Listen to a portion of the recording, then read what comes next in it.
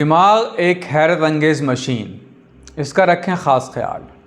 दिमाग एक नरम सा गूदा जैसा होता है जो खोपड़ी की हड्डी के अंदर हिफाजत से रखा हुआ है। दिमाग का काम बहुत ही ज़्यादा अहम होता है। ये पूरे जिस्म का सरदार है। यूनानी तिब में इसको आज़ाए रईसा कहा जाता है। ये देखी भाली, सूंघी चखी, पढ़ी लिखी, सुनी बातों को याद रखता है। हाथ, पाँव, आँख, नाक, कान वगैरह अज़ा को ज़रूरत के हिसाब से हुक्म देता है। नए पुरानी बातों को याद रखता है और मुद्दतों पुरानी बातों को भी सेकंडों में पुरानी बात भी इसको याद आ जाती है।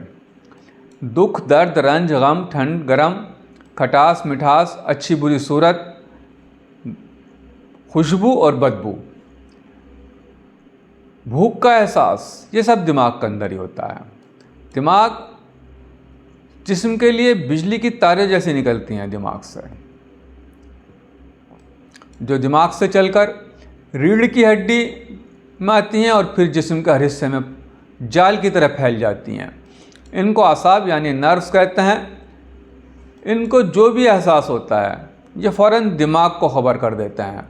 फिर दिमाग हस्ब ज़रूरत हालात के हिसाब से कंट्रोल करने वाले आसाब के ज़रिए हाथ को छूने के लिए, आँख को देखने के लिए, ज़बान को बोलने के लिए, पाँव को चलने के लिए हिदायत देता है।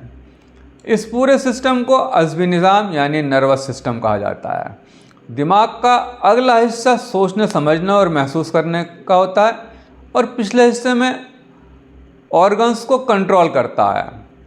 दिमाग के अगले हिस्से में अगर किसी वजह से चोट लग जाए तो आदमी सोचने समझने के काबिल नहीं रहता और पागल भी हो सकता है।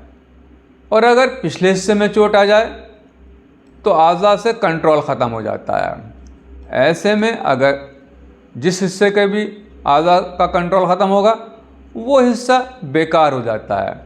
अगर आँख कंट्रोल करने वाले हिस्से पे कुछ हो जाए तो आँख से कंट्रोल ख़त्म हो जाता है और आदमी देख भी नहीं पाता। आप इसको इस तरह समझ सकते हैं, अगर कोई आदमी नशा करता हो, चाहे वो किसी भी तरह का ड्रग्स का इस्तेमाल करता है, इंजेक्शन लगाता हो, गोलियाँ खाता हो या शराब का नशा करता हो, जब आदमी ज़रूरत से ज़्यादा शराब पी लेता है तो उसका दिमाग कुछ देर के लिए, कुछ वक्त के लिए सुन्न हो जाता है और ऐसे हालात में बेहोश भी हो जाता है दिमाग। वो आदमी 2-4 कदम भी सही से नहीं चल पा सकता, सीधा भी खड़ा नहीं रह सकता, क्योंकि दिमाग जो था वो कंट्रोल नहीं कर पाता और उसके आज़ा कंट्रोल से बाहर हो जाते हैं। वो लड़खड़ाने लगता है, सीधा नहीं चल सकता। इससे आप अंदाज़ा लगा सकते हैं जो अज़ू दिमाग के कंट्रोल में है, अगर दिमाग उनसे अपना कंट्रोल हटा ले तो फिर उसका होना ना होना बराबर है। बस दिमाग के बगैर जिस्म बेकार है। कोई शख्स ऐसी ज़िंदगी पसंद नहीं करेगा जिसमें दिमाग ख़राब हो जाए, वो पागल हो जाए।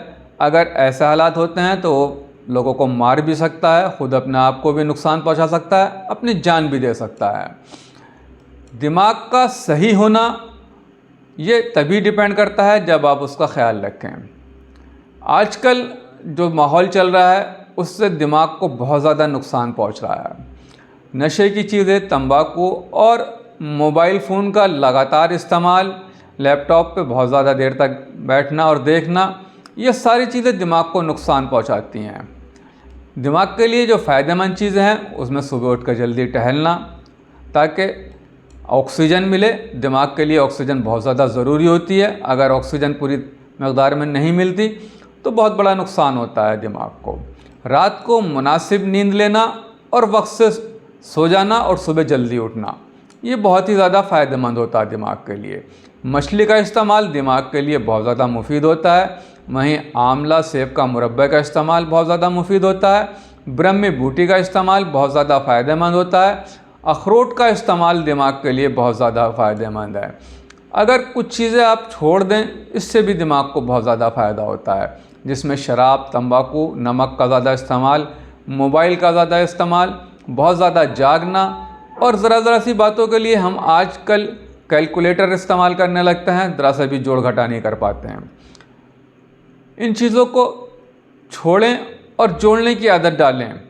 दिमाग को काम कराएं। अगर दिमाग से आप काम नहीं लेंगे और हर चीज़ को गूगल से तलाश करेंगे तो ये एक दिन सुस्त हो जाएगा और आपके लिए मुसीबत का सबब बनेगा।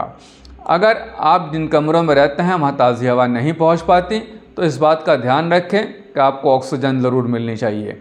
ऑक्सीजन अगर दिमाग को नहीं मिलती तो वैसे भी दिमाग डल हो जाता है, सुस्त हो जाता है। आपने देखा होगा जो बच्चे पैदा होकर नहीं रोते उनके लिए डॉक्टर्स बहुत ज़्यादा परेशान होते हैं और उनको कभी नोचते हैं, कभी उल्टा करते हैं ताकि वो रो लें। अगर वो रोते हैं तो ऑक्सीजन दिमाग तक पहुंच जाती है और अगर किसी वजह से वो रो नहीं पाते तो उनका दिमाग सुस्त हो जाता है और ऐसे बच्चे आगे चल के बहुत ज़्यादा परेशान करते हैं, उनके दिमागी तवाज़ुन सही नहीं रहते हैं।